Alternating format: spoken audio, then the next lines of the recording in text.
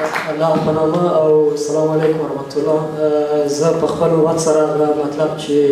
ما د دې کمیسیون یا د دې کنفرانس د مشرانو په مشورې سره برابر کړی تاسو ته په ډېره لنډه توګه وړاندې کوم. ستونزه یې دا ده چې دا زموږ د ټولنې او زموږ د ځوانانو زموږ د ماشومانو د ستونزو په باره کې د پرابلمو او هغه مشکلاتان چې موږ ځوانانو سره مخامخ دي په دې باره کې رڼا اچول دي. نو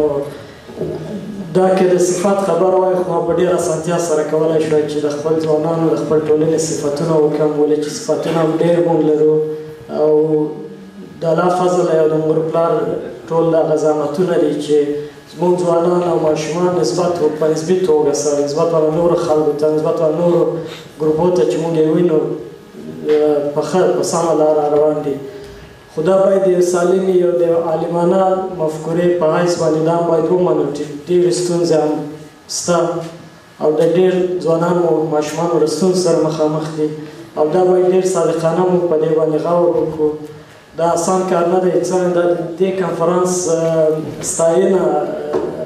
هغه مضمون یې ستاینه ده، خو په دې کې ډېر لاندې زه یادونه کوم په آینده کې انشاءالله که ستاسې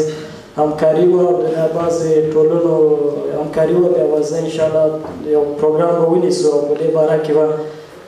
ټول کښېنو او صادقانه په دې پرابلمو مشکلاتو ستونزو باندې رڼا واچوو او څنګ ته د حل لاره پیدا کړو. او دا کار اسانه نه دی او یوازې هم نه کېږي چې مثلا یو څوک وایي چې نه هېڅ پرابلم نشته او که داسې خدای دې وکړي دغسې بیا به هېڅ کوم مشکل نشته. او که دا انسان هر کورنۍ صادقانه د خپل ځان سره ووایي چې هغه پرابلمونه چې شته په هغه باندې موږ په یو لاس په یو موډ په ډېر سادګي سره موږ مشران لرو، دیني مشران لرو، عالم مشران لرو، ځوانان لرو د دوی د تجربې نه کارپوهان شته دي هغوی راغوښتلی شو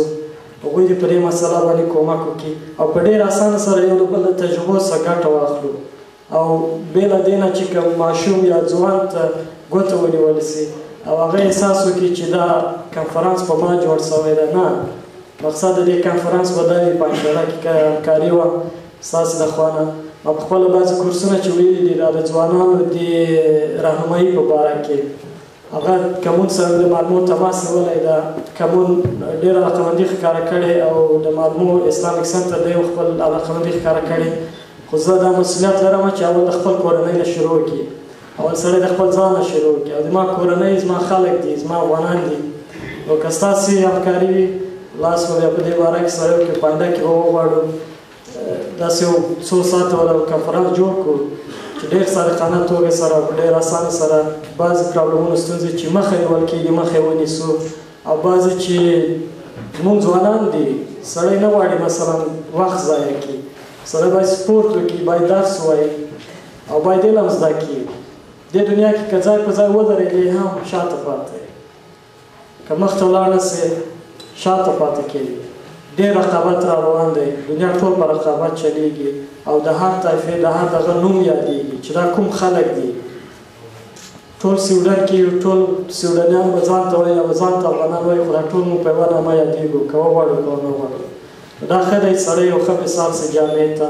د خپل ځان نه شروع کړو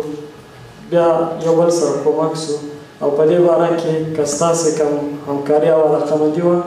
بیا زه په خدمت کې یم او سرتماس به ونیسو. زه د کمیټې د لارې یو بل سره به جرګه به وکړو کېبلو چې هغه مشکلات ستا د کومې لارې د حل کړو. نور وخت نه نیسم، ډېره مننه.